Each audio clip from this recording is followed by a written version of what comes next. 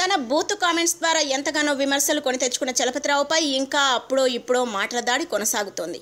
ఎవరో ఒకరు చలపతిరావు వ్యాఖ్యలపై స్పందిస్తూనే అతన్ని తప్పుపట్టడానికి ముందుకు వస్తున్నారు.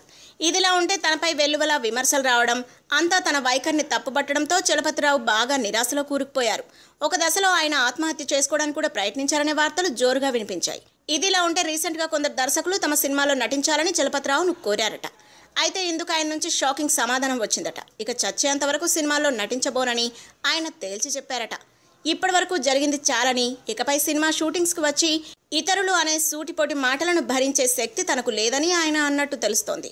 తనకంటే జిగుత్సాకరంగా మాట్లాడిన వారు, అసభ్యంగా ప్రవర్తించిన వాళ్ళు సైతం ఇప్పుడు తనను ఒక రాక్షసుల్లా చిత్రీకరించడంపై ఆయన తెగ బాధపడిపోతున్నారు. తాను సినిమాల ద్వారా సంపాదించింది చాలని, తనకు డబ్బు అవసరం లేదని, అందుకే ఇకపై నటించే ఆలోచనను విరమించుకున్నానని ఆయన చెప్పినట్టు తెలుస్తోంది. If you like the video, please like us and subscribe Tollywood Nagar.